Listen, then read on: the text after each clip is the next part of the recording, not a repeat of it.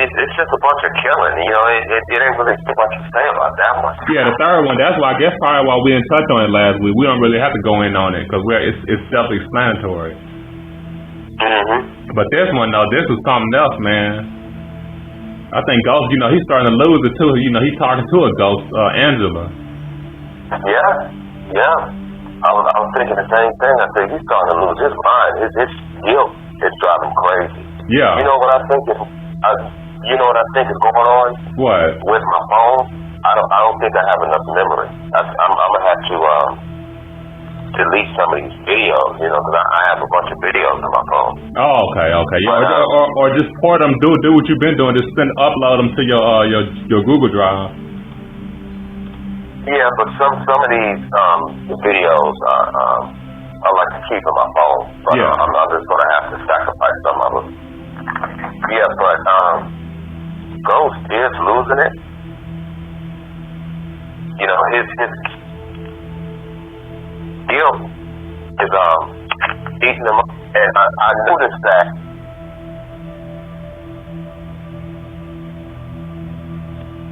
David.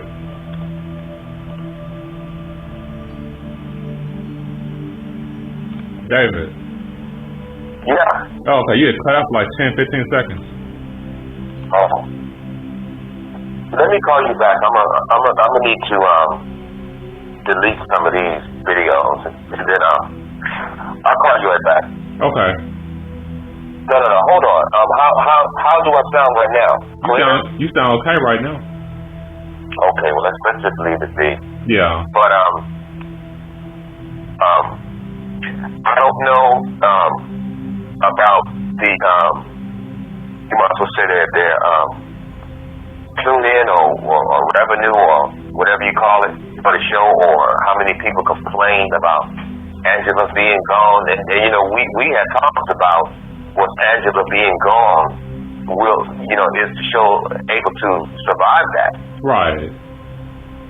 And so I'm saying, okay, did they suffer behind Angela being gone because her dialogue is nothing? You know what I'm saying? Yeah, and that's what people online was saying. They were saying that even they was joking, talking about even in her death, she's a horrible actress. Yeah, and she's really not needed. You know. I mean, we all get it. You know, she's he's dealing with his guilt. You know, and he's actually talking to himself. That's actually who he's talking to. He's talking to himself. Right. But his guilt is manifesting Angela, but Ghost is actually talking to his own self. That's actually who he's talking to. Yeah, his own consciousness. You know, because he said, I'm trying to be a good man, and I want to be the man you want me to be. And see, and that's, that whole you thing, and trying to be the man that he, she wanted him to be. That's why Angela's physical self is present. You know, but he doesn't realize that's not possible. So, he's actually talking to himself, and he's visualizing her because he feels guilty. Right. You know, so all of that is playing into one movement, you know. Now, like I said before, Keisha is going to lose her son. Yep. Period. You know, she's going to lose her life. No, she's going to lose her son. And the way Tommy has been, his dialogue, I'm like, I wonder if this fool gonna kill her son because of what his mother has said. You know, because you already had one of the characters, Kanan, he already killed his son, so folks are shooting their kids on these shows now. Yeah, they killing them. You're right. You know, and he's got mad love for Tyreek, so I never heard Tommy say that he loved anyone, but he said that he loved him. You know, he was even willing to bump heads with those Italians. over him. Right. And I'm like, okay, this is deep. You know, he's willing to fight these Italians over him. Right. But I don't really see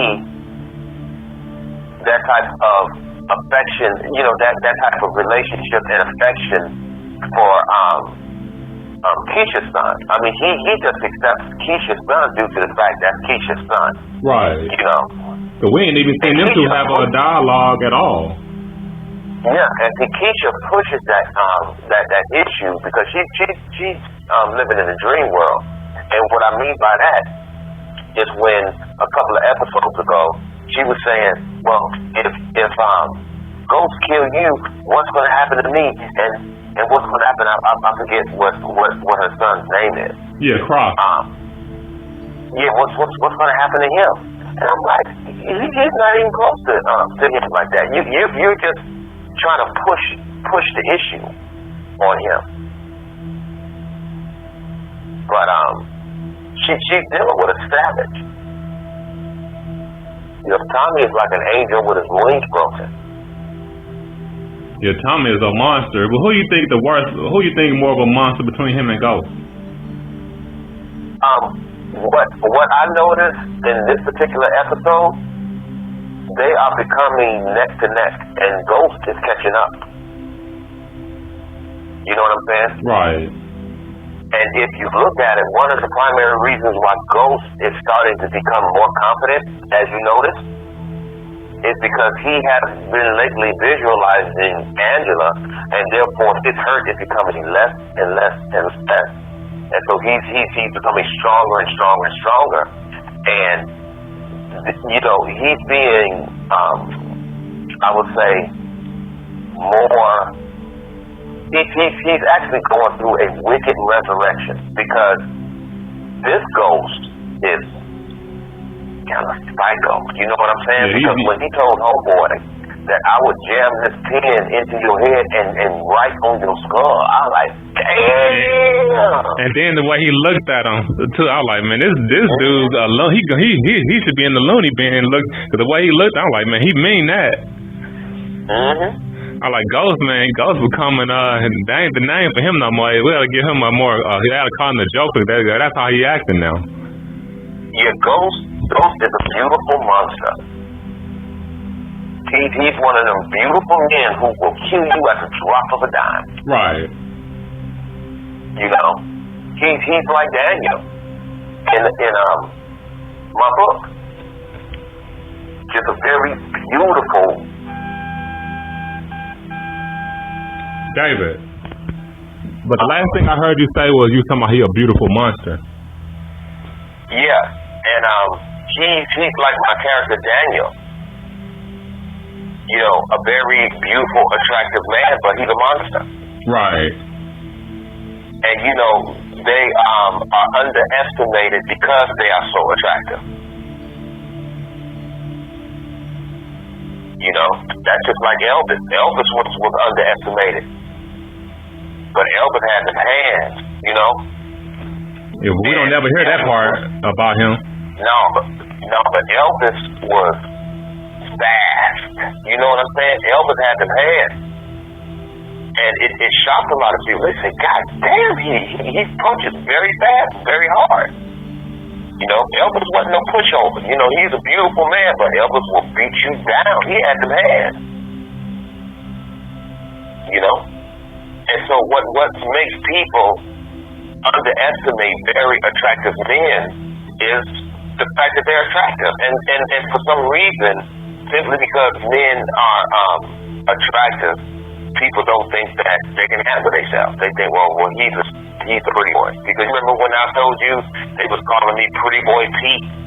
Yeah, I remember that. Yeah, you was telling me that. You was telling me that not too long ago.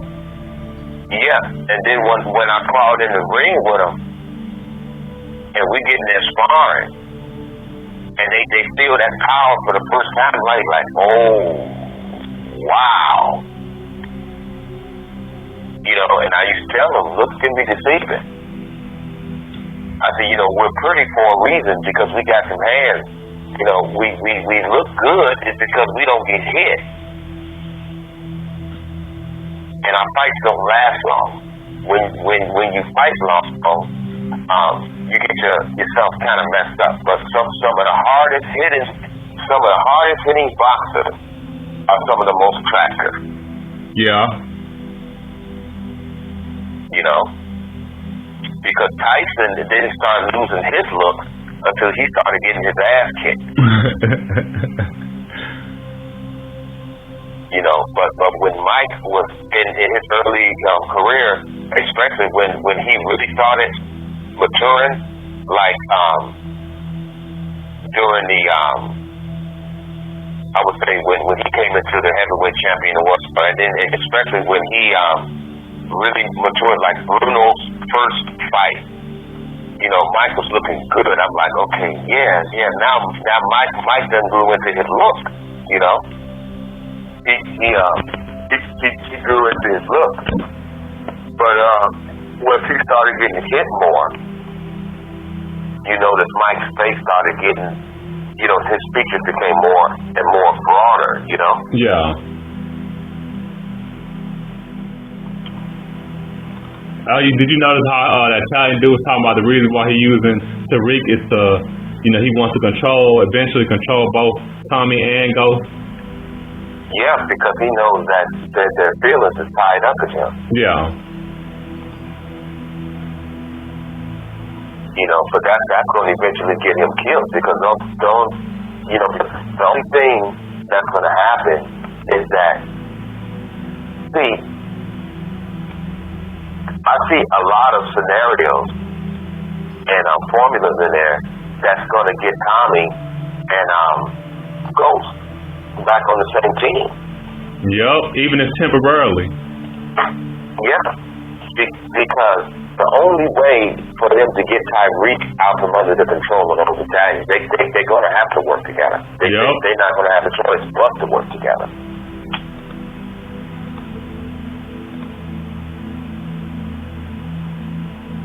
Yeah. But let me see. I'm trying to remember what else. Oh yeah, and Tasha's whorish ass. And this dude, you know, that whole thing moved way too fast. Yeah, I'm like, dang. It's almost like with her, any guy that like his eyes on her, she end up sleeping with. She's a hoe. And another thing that's unrealistic about that whole formula, you might as well say, which I think is extremely weak and unnecessary, is the fact that I ain't going nowhere, Tasha. Dude, you just met this hoe. Yeah.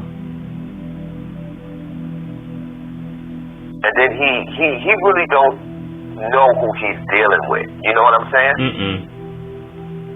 Because Ghost just looked at him. Yeah, and the way Ghost looked at him, I cracked up. I was like, dang, Ghost looked like he ready to pull a Terry Silver on him. Well, you know what it is. After you've taken a life, you don't care no more about taking a life.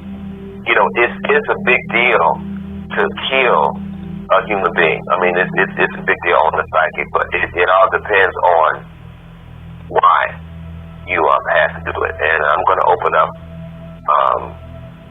on something sooner or later that I had to do one night that I was at this car wash, self-serving car wash with Deshaun and Dylan. Dylan was 3 and Deshaun was 6. And I'll get into that, but I've done that before. Two people. Sure did. Took their ass right out. Yeah, and got off with 3 accounts of self-defense, and I don't have a record or nothing. Now I know that shocks you. No, God, that didn't shock me because you told me the other time, not too long ago, about that dude with your sister. Yeah. I guess it's nice to know I know I got a real kill on my side. You know, it's like I was telling Deshaun, you know, I said, I need you to get in the car, get in the back seat and lay down, and no matter what you hear, don't look up. It was a white dude and a black dude. and they was pausing, they was looking at us while, you know, and so I told Deshaun Dylan, get in the car. You know, and Dylan wanted to be a little rebellious and started arguing. I said, get your little motherfucking ass in this car right now. You know, I ain't got time for this shit. You know? And so I told them, get in the back seat and look down. Just get down. Lock the door and look down. You know, and get down. And I took my 45 automatic, and when they walked up, I just started pow, pow, pow, pow, pow, pow, pow. You know, because all of that, what you niggas want, brother? Hey, you ain't got time for that. You know good and well what they want. You know? But I'm only gonna say this. When I looked down at the brother and he was begging for his life, the only person I saw begging for their life was me. Yeah, so you had to put an end to him. Oh yeah. One to the stomach, one to the head. I wasn't fucking playing, dude. Not when it comes to my son. You know? And I dropped him off and went back to the scene and told them that it was me, and they took me to the police station, and I'm sitting in a hole. They didn't book me or anything, and then the next thing you know, they got me out of the hole about 4 hours later, and I sat in the chief's office, and the chief walked in with my gun in my leather bag, you know, little gun pouch. He put it on the desk, and he said, "You're free to go." He said, "It's 3 counts of self-defense."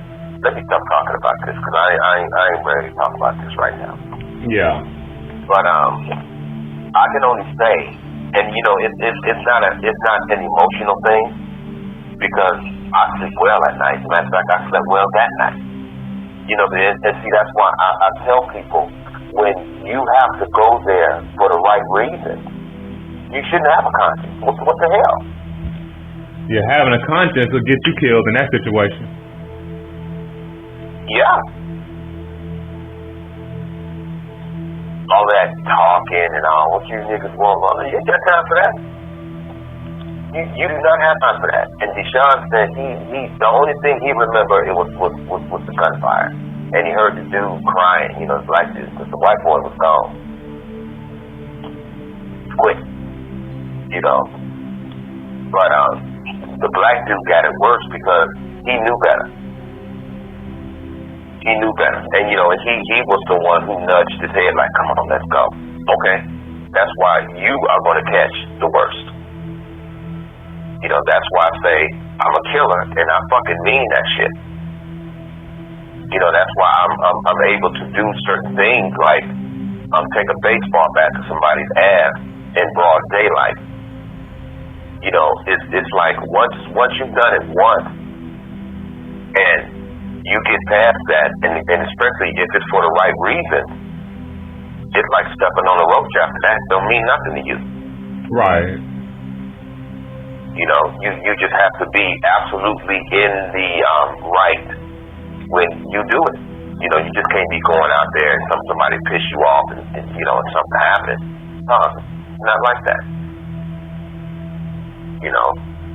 But I went home that same night. Well, I didn't. Let me see. Yeah, you might as well say that same night because I think I got there. I got out of there like 4 a.m. Yep. And they said these guys had a record a mile long. They was going around attacking people, stabbing people, and robbing them. They said they was doing that for 6.5 years.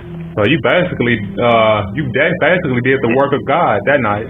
Yes, did the city a favor. That's what the chief said. He said you did the city a favor.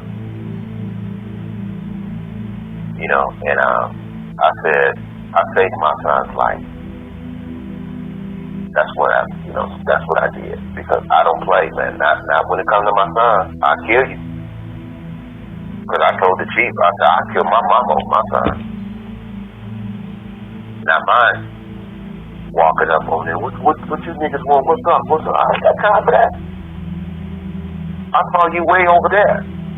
And you think I'm just gonna let you walk up and attack me? And then what's going to happen with my sons if you manage to take my life? What's going to happen to them? So I can't let you get close to this car. I'm going to take you out. But going back to Ghost, Ghost don't have any conscience when it comes to that. And Ghost is very selfish. Ghost wants everyone to himself. He still got crazy feelings for Tasha for some strange reason, but I guess that's his baby mama. But it really doesn't matter if he still has feelings for her.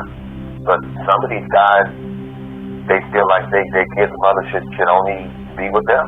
Yeah, he even though he think he owns Tasha, that's why he asked.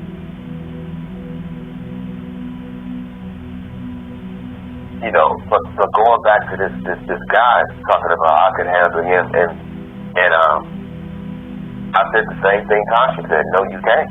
You gonna mess around, you gonna get yourself killed.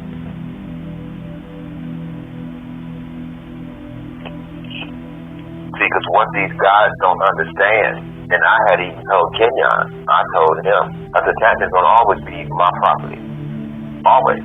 I said, me and her will never be together. You and her will get married or whatever y'all gonna do. You may have even kids, by her, and that's gonna make her your property as well. But I was telling him, what makes a woman your property is after you've had children by her. Now she's gonna always belong to you. Even if you're never with her. She's going to always belong to you, period. And you're going to always belong to her. So when it all boils down to it, the majority of people that's in that position don't ever want anything to happen to the person who they bear children with. You understand what I'm saying? Yeah, that's definitely something to meditate on, for real. Yeah, because it's like when I had that motorcycle accident, who came to visit me? It was Tammy. She brought my son to see me. When I got out, who took care of me? It was her. It has always been Tammy. During those slow seasons, when I might have been worried about rent, but I was never worried about food. Tammy kept me fed. She kept me fed. I would tell, sometimes Tammy would say, you got something to eat over there? Have you ate something? And sometimes I would say, nah, I didn't, I'm getting low. And she said, well, are you able to catch the bus down here, or do you feel like walking? And I told her, well, I don't have any bus fare. She said, what I'm gonna do, I'm gonna give Deshaun $50 and just bring it down there and just give it to you. I'm her property. She's supposed to take care of me, and I'm supposed to take care of her. Even if she's got a man or a husband, or if I have a woman or a wife, we're gonna always belong to each other. Period. And there's a possibility, because I'm living way out here. There's a possibility. Of course, I'm gonna see my son, but simply because I live so far, there's a possibility that there's gonna be a long time before I even see Tammy in person. I'm not gonna allow it to get that long. In regards to my son, but basically, what I'm saying, Josh, is that you're gonna always belong to each other, always. But the Ghost takes that to the extreme. He takes it to the extreme.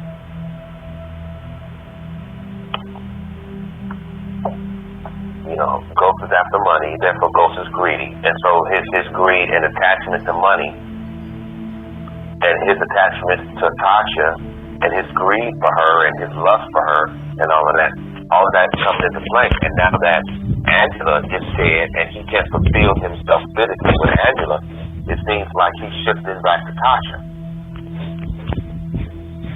You know, when he was really going back and forth with them when Angela was alive, considering the reason why he killed that lawyer.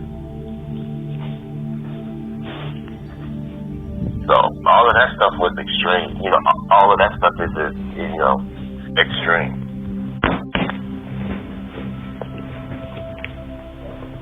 And what about what do you think about that scene with Ghost? You know, he was with Dre. You remember they was going to that chick that saw him do what he was doing back on the first episode of Power, Maria Suarez. Yeah, that was actually my favorite part. Oh, okay. Actually, this whole episode is a lot of parts that we could talk about.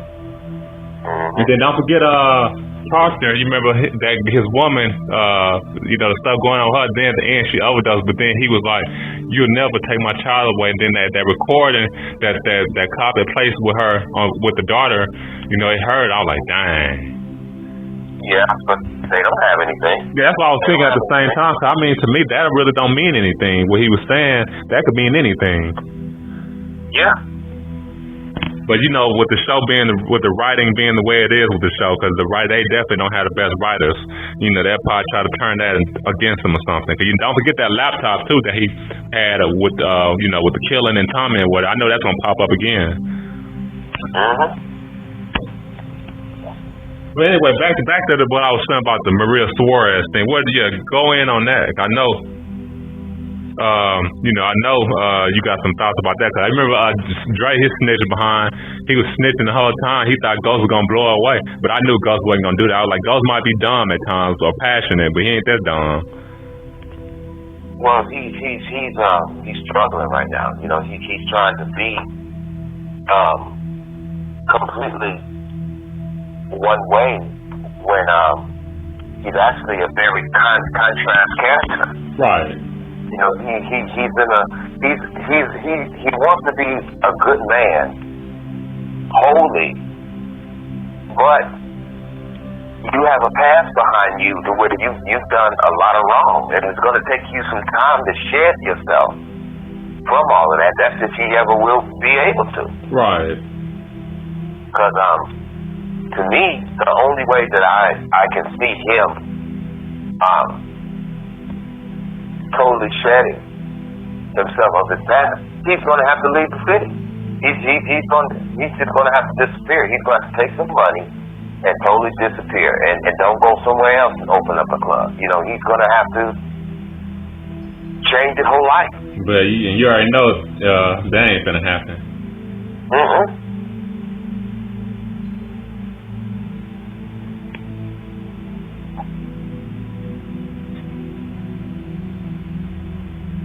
So, I don't know.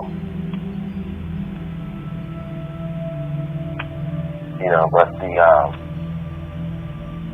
the next episode, they didn't really show you a lot, but that doesn't mean anything. We already touched on the Angela thing, because I'm skipping through it right now. Skipping through it.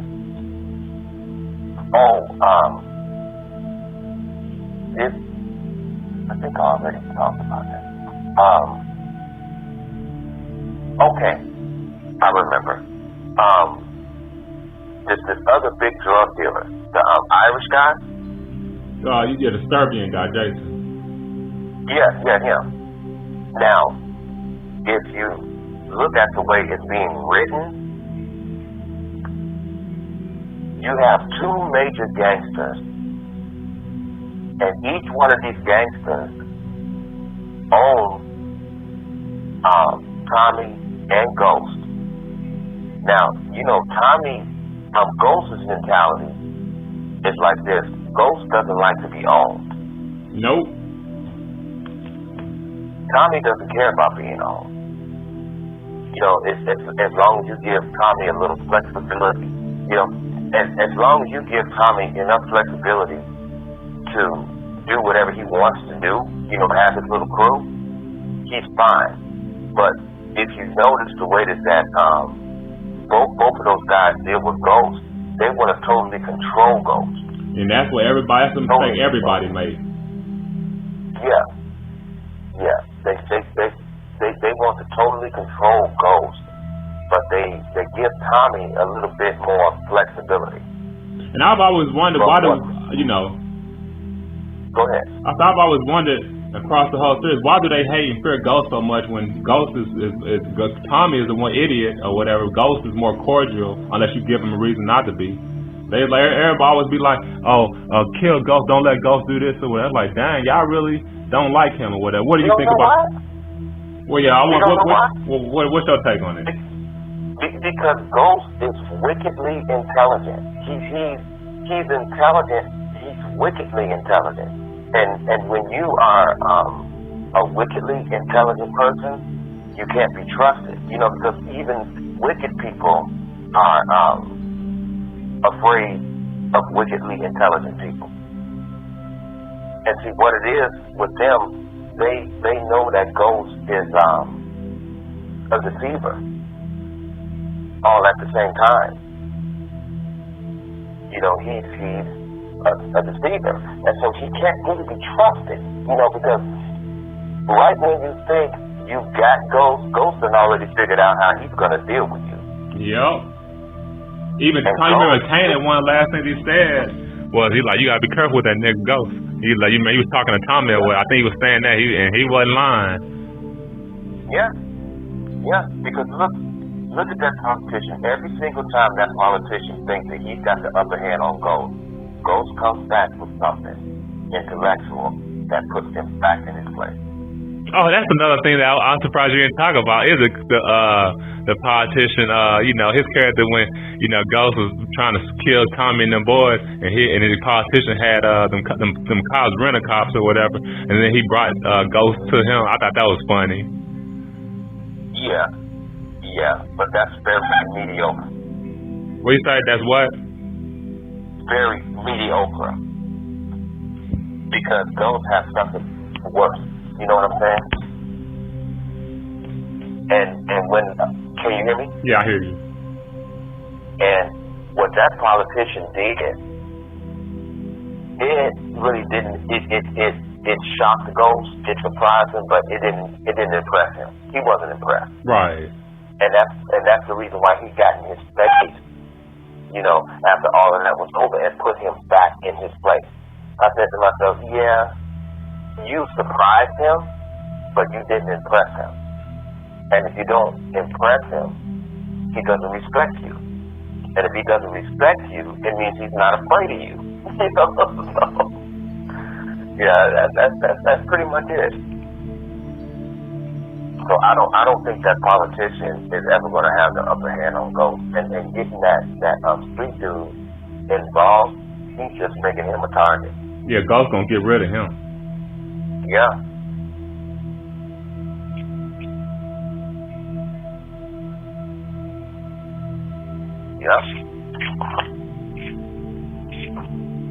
Let me scroll through one more time because this episode was it has some interesting points to it. Oh yeah, this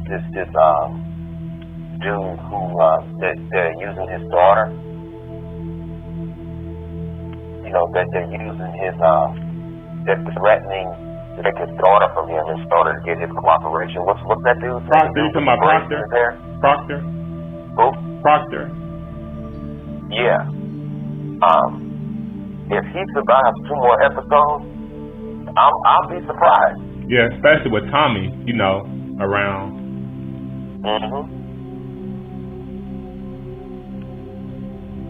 Yeah. I would really be surprised. Yeah.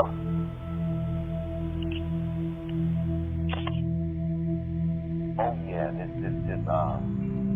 dude who they're using his daughter. That they're using his they're threatening to take his daughter from him in order to get his cooperation. What's that dude? Proctor, you talking about Proctor? Proctor? Who? Proctor.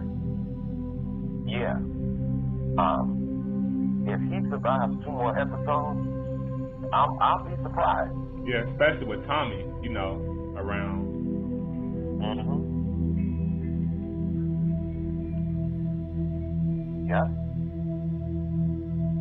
I would really be surprised. Yeah. Yeah. But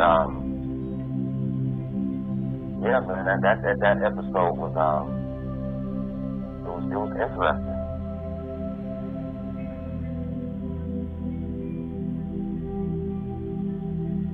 Yeah, it was very, very interesting. And what else did you catch in it? Sure, I think we didn't caught everything, 'cause I've been, while we talk about, I'm going through in my mind trying to see if there's anything that we didn't talk about already. I think we didn't cover all the major stuff, tonight. So I don't know, but I could watch it again and see. But if tomorrow, I know you're gonna watch it again, 'cause I know you like to watch stuff 2 or 3 times. If you catch anything that we didn't talk about, we'll just talk about it tomorrow when we have a call. Yeah, actually, I'm going to watch it. See what time it's almost 12 here. Yeah. But I'm going to watch both episodes. But what I do need to say about the previous episode before this one, Yeah. that Hispanic woman, that woman that was in prison. Yeah. Oh yeah. That's right. You remember I thought that whole thing was implausible and that's just Hollywood writing or whatever. 'Cause that would never happen for real. Yeah, but when they went into the prison and she was sitting there with her lawyer, I love the way 50 Cent directed that. If you look at that part, the whole body language, is the way she was talking, and then how she dropped her face in both her hands. Oh yeah, I thought that was funny. Yeah. I like that. She was trying to even though she was incarcerated, I could tell that 50 still wanted to show her invincibility. She felt as though she was still invincible. She was in prison, but she still wanted to profess herself to be invincible and untouchable. Right. But I think he did that on purpose so that he can create a scene that was totally contrary to that. Yeah. But the show is Oh yeah. You didn't talk about Dre killing that cop or whatever. From the 3rd episode, I was like, man, we knew he was a snake, but man, it really made you not like him or whatever. 'Cause that cop was actually a good man. Well, probably the only good character on the show as far as character is concerned, and that's across all seasons. But then Dre was like, nope, you a special type of nigga, and he blew his brains out. Well, that's just to set up the scene on a psychological and emotional level, to where when they do take him out, there's no outcry. Right. Everybody is going to say that he actually deserves that, in spite if he has a daughter now. So that's how sick Hollywood has got. Because to tell you the truth, due to the fact that he has a daughter, and knowing that a daughter needs her father, the way that this is written, you want the father to be taken out, and she's just going to have to grow up without a daughter. Well, Hollywood got you thinking and feeling like that. So you got to be careful. Because that can seep into your consciousness and further turn you into something you really shouldn't be. Right. You understand what I'm saying, right? I get what you're saying. They play with your mind like that, or where they have you kind of like that whole thing where they have you rooting for evil when you when you should be rooting for the good guys, but because they write so good, they're magicians when it comes to writing and directing. That'll have you twisted, just like Empire. When we talk about Empire and social engineering. And shoot, man, that'd be something. That'd be a good project for you to do, but that would take forever for you to do, because we've been talking about Empire for years. If you can go back across the many conversations throughout the years, just pieces together, you can make a whole probably 2-hour, 3-hour video about Empire with our conversations. Yeah.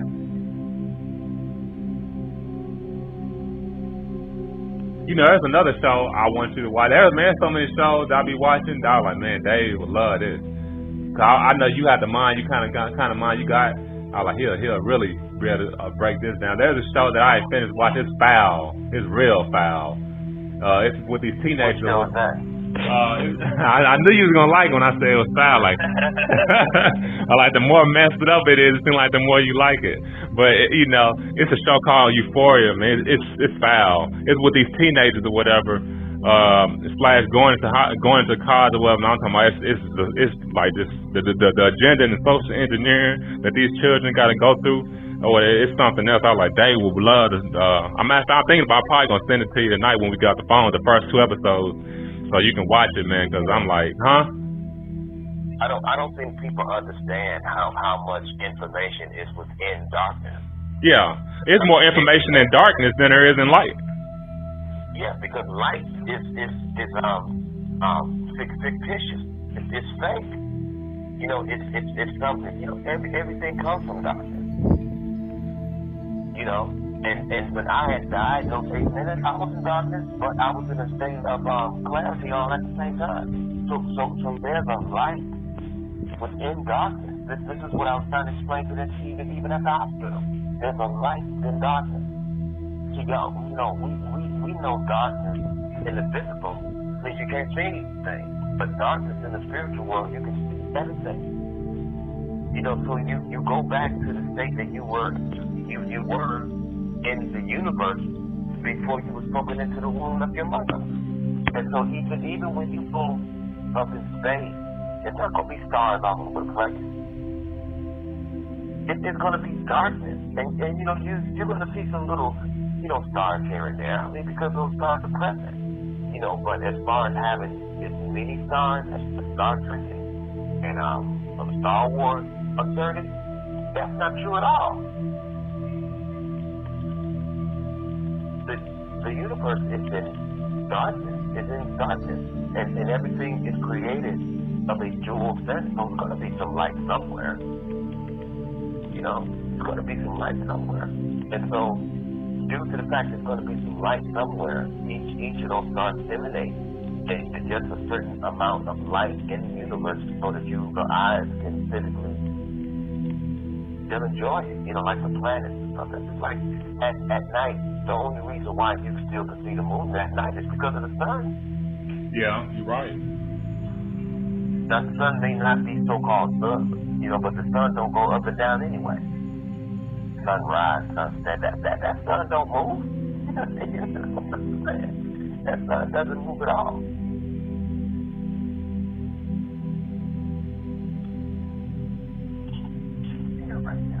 I'm sending you like the first 2 or 3 episodes now, because it's 8 episodes.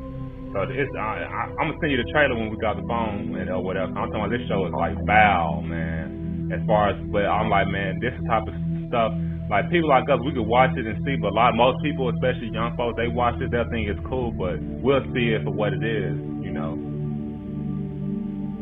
Now, you know this young man who Cement, you wasn't who he reminds me of, and I'm like, I wonder if this homeboy's son. What's his name? Omar. The guy who was in love with basketball. Omar F. Nah. Because he ain't really all that old. No. Yeah.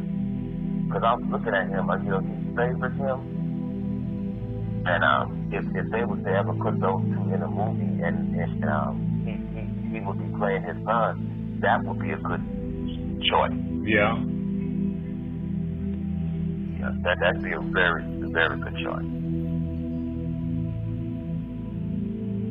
But what I'm seeing, I want to talk about this some more. What I'm seeing with Ghost is that due to the fact, and I already said this before, due to the fact that he's starting to see Angela, he's dealing with her past better outside of talking to this image of Angela. You understand what I'm saying, right? Repeat that one more time. By him being able to visually see Angela because of his guilt, the only time that he's vulnerable is when that's going on. But if you notice, whenever he's away from that particular moment, you're dealing with a ruthless ghost, and he's ruthless. Right. Yeah. You're right. That's the only time. Shoot. Mm-hmm. You know, he's not as intellectual as he is.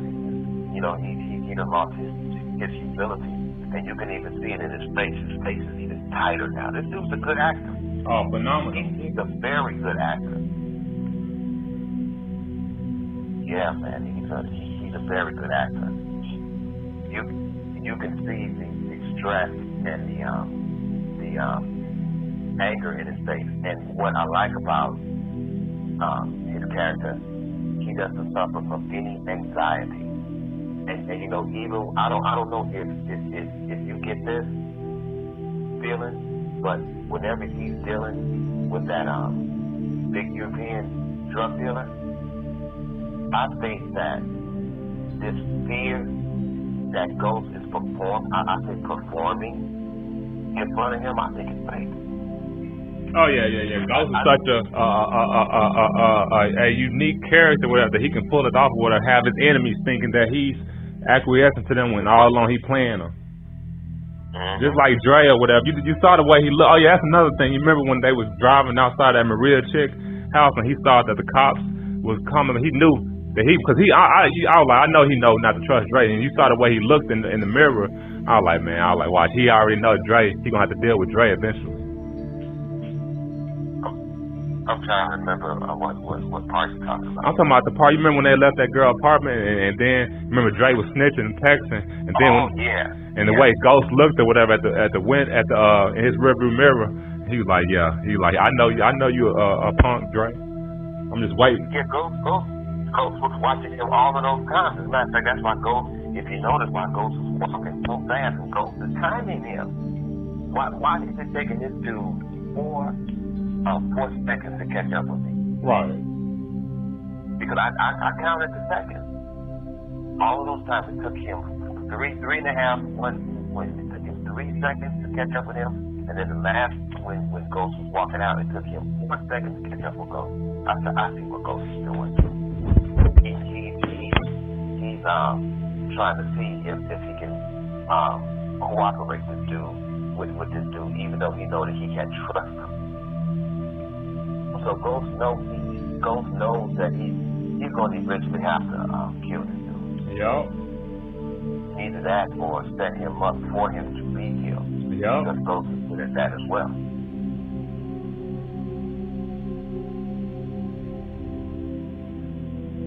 Yeah, man. So this episode was very interesting.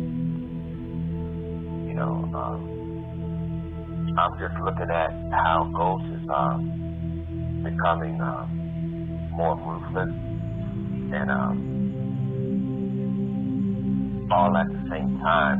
He's on the brink of losing control, but I don't see him going overboard. I mean, you know, he's starting to calm down. Like I said, he's starting to be able to deal with his feelings now because he has that substitute of Angela. Right. You know, so he's able to deal with it because in these images, she's not dead. I mean, she's actually alive. So to him, she's still present but not present. Right. So he's able to deal with it more as far as his healing is concerned. And him and Tommy, without them even putting in a whole lot of dialogue to express it, I think both him and Tommy are confused about fighting one another. Yeah. Every time they try to kill each other, especially Ghost, he has this confusion, like, you know, he don't know what he want to do. Even though he's trying to kill him, it's like he's kind of confused after he failed or whatever. Whereas everybody else that he done too, he knew what he was doing. But with them, I guess because they so close or whatever, they had that bond. Like he, you know, it's that part of him. Mm-hmm. It's almost like they playing that game Cowboy. Right. You know, like you play the game Cowboy with your friends, you know. But considering all of the violence that's been between them, all of the shooting and everything. They did more damage to each other when they was in Tommy Department's fist fight. Yeah. Yeah, I know, yeah. So one of the main things that I'm interested in seeing how they're going to resolve it, and how are they going to bring Ghost and Tommy back together, who I would never stop saying, who are both evil enemies. But what they're doing is to justify them working together. Is they got these two major gangsters that you and I were talking about, that they're going to have to work together to break from them. And then after you break from them, then what are y'all going to do? Because Ghost is talking about getting out of the business. Tommy is talking about staying in the business. But I'm hopping all over the place, but I'm just saying this while it comes to my mind. But I think, as cold as this may sound, I think Tommy is going to do something to teach you son. We're gonna see in the weeks to come.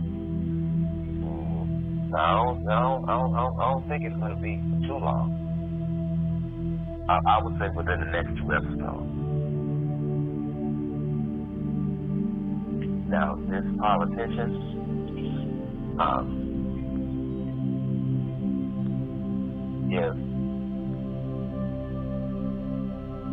okay.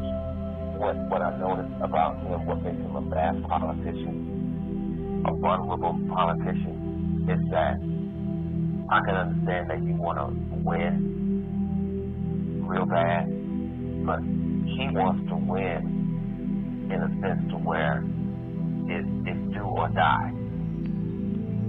And if it's do or die like that, that's what makes him ruthless and willing to cut anybody down in order to make it there, and that's called ambition. Right. A lot of people think ambition is a good thing. No, ambition is a treacherous thing. See, because when you're ambitious, it means you will use whoever you want to use.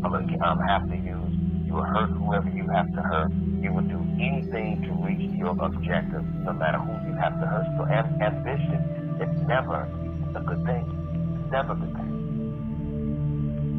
That's how that's pretty much similar to the path of what it takes to make it in Hollywood. Yep. You gotta sell some part of your soul to get ahead. Yeah, and you have to compromise your moral standards. Yep. You're gonna have to hurt people in order to get ahead. That's just like when I was in Las Vegas, right? I was talking to these young students, and some of them was in the medical field, some of them was in law.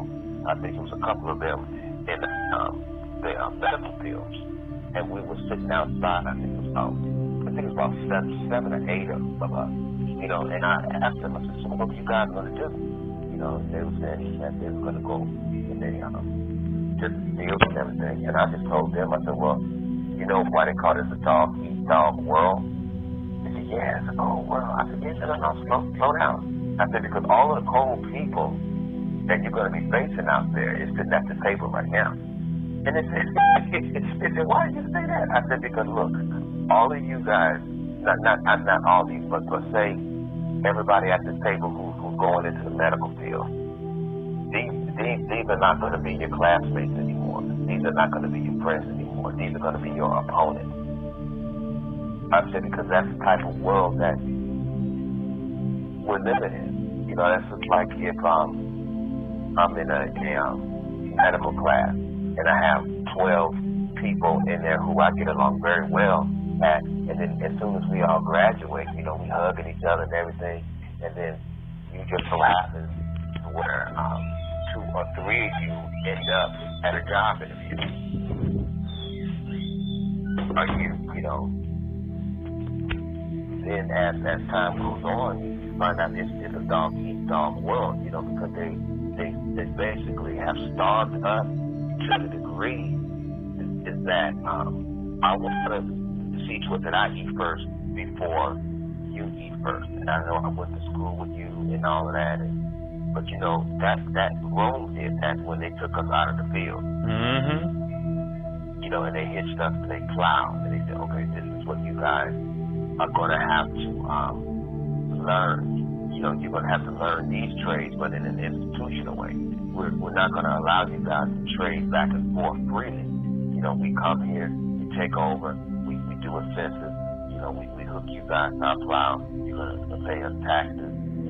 You're gonna go back and forth like that. Now, if you want to work in our field, we've got these areas of so-called education up here.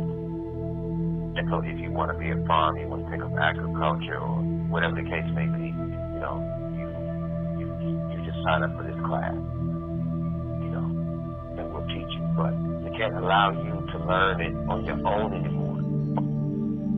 You know, we can't allow it. You know, we have to institutionalize what was at first free, you know.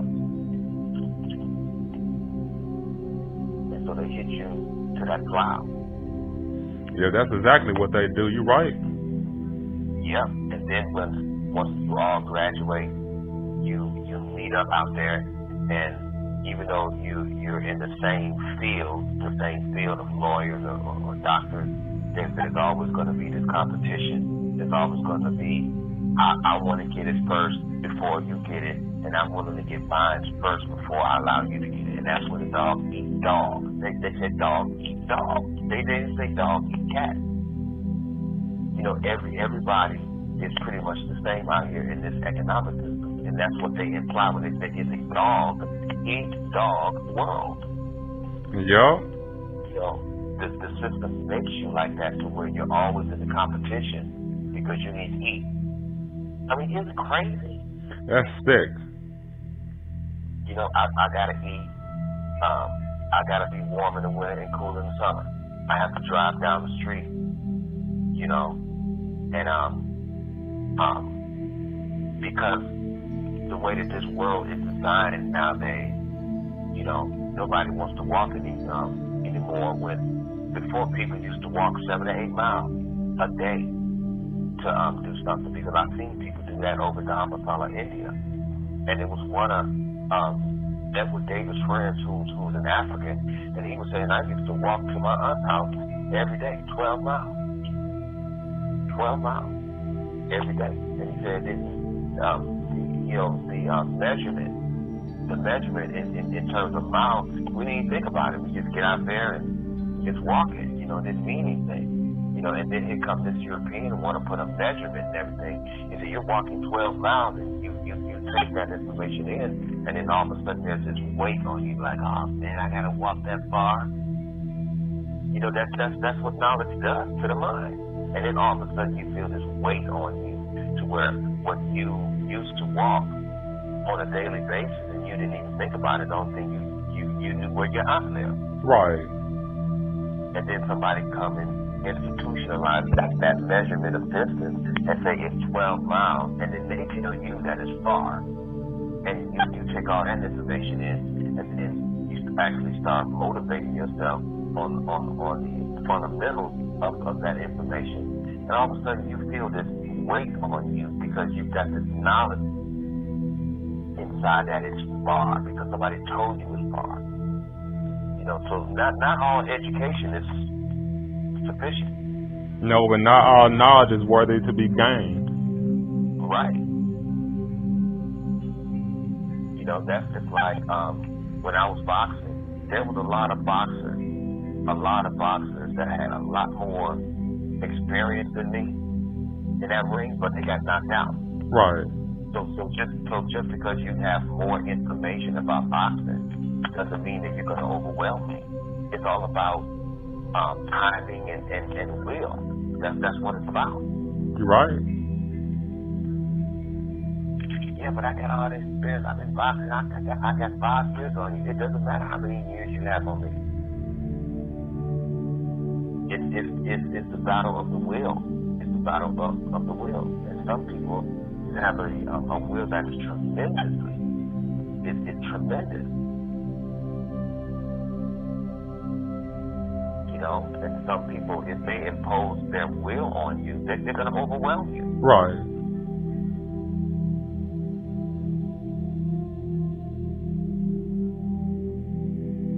Because I told you about that time I was sparring with Larry Holmes, right? Yeah, you told me. And one of the reasons why he came in and gave me an extra $400 is because he saw that no matter how many times he was hitting me, I would not fall. And I mean, he would boom, boom, boom, boom, boom. He said, dang, man, how come this nigga won't lay down? And Larry Holmes is 6'2.5", and I'm just 5'9". Now, this is a heavyweight champion for 7 years, just fighting an ex-boxer in Las Vegas who's a light heavyweight who's only 5'9". And no matter how many times he hit me, I did not fall. It's the battle of the will. I refuse to fall down. Refuse it. And you know, a lot of times the reason why people get knocked down is because they want to be knocked down, because of the fear factor. You know, they get hit, they're like, oh man, I was knocked out. You know, sometimes they pass, they actually don't get knocked down, they actually faint. Right. You know. And so when he came in there, he gave me that extra $400. He said, here, little man, take this. I'm like, but you said you just got to pay us for it. He said, man, look. He said, you was the only one in there trying to fight me. He said, now I was hitting you with everything. He said, you just wasn't going nowhere.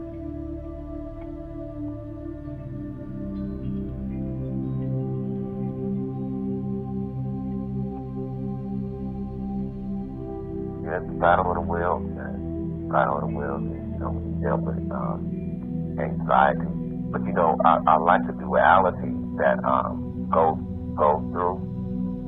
Like when he went to that his Hispanic sister when he gave her that money, and I said to myself, there's gotta be a point in Ghost's journey of trying to be a moral human being.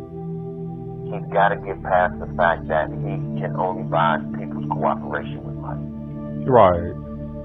You know, he's got to get past that, and hopefully he'll survive to the degree where he'll stay out of the business and he'll make proper decisions to the degree he don't have to go in his pocket no more. You know, and this is the reason why he was telling that European drug dealer, he said, I'm getting out of the game. I just want to be a good man.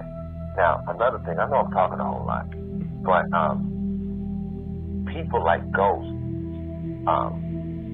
remind me of a whole lot of hustlers that and drug dealers that I knew in Chicago, and there was one in particular named Antoine Hick, whose sister lives out here, but Antoine passed not too long ago. But what I noticed is that a whole lot of the hustlers and the drug dealers that I knew, if they wasn't there, they ended up being preachers. The irony. Yeah, and then when you go and you listen to those men and you look at the way that they live, those are the most honest preachers that you would ever come across, who live a very dishonest lifestyle in the past. And so you look at people like Creflo Dollar, John Bill, Eddie Long, and all of them who don't have a criminal background. They didn't become criminals until they became preachers. Isn't that ironic? Yeah. That's true. So it makes you wonder, and it helps you understand why the Creator would, build you up through suffering, and that makes you think of the struggle of a flower growing out of the earth, was something I'll never forget. But it's a struggle because growth is a struggle because you have change coming. Right. Time and to change that affects the intellect, the emotions, and all of that. Right. So change is a struggle, but it's a beautiful thing, painful and all that. Yeah, beautiful thing. Yeah. But man, I would pick clarity over anything. Because like I say, when you got clarity of a thing, it frees you. Right. You can't hurt me because what's been revealed is what I knew all of that was going on even before I got here. Right. But then when you get here, you have to in time observe things to see if it's so. But when you're dealing with somebody that's always trying to lie and try to hide anything, of course, you go like, what the hell's going on? Right. But when they throw it in your face, they throw it all in your face, and they think they're hurting you, they're actually helping you, they actually liberate you. Oh, okay. So now I see that I was correct. Right. Now I was wrong because you actually are the hole that I thought you were.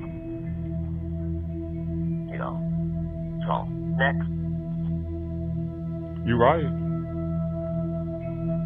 I mean that's if you really understand clarity, and if that clarity it means clear. It's clear, and when things are made clear, okay, I see. And then that's when acceptance comes in. Can you accept it? Of course I can accept it. That's a whole part of the nature of clarity, because clarity doesn't leave anything to doubt. Now understanding leaves doubt. Well, I understand it. I may not understand it the way you understand it. So there's some degree there, intellectual degree. But when you got clarity of a thing and you see it for what it is, what you notice at that moment of clarity, there's no emotion, there's nothing like that. There's not even a shock, because when clarity comes in, clarity comes to give you closure. So it's a point of complete awareness of a thing, and when you are in complete awareness, there's closure, and that's clarity. Man, my mind is activated tonight, huh? Yeah. But yeah, man, it's a beautiful thing. Now this thing with Tasha, what's her name, Keisha? When she took her son outside and beat the little kid up, because you remember when she was telling Tommy that she beat the kid up? Right. For her son. Now your son's going to have even more problems. Yup. And they're going to show it in the episodes to come.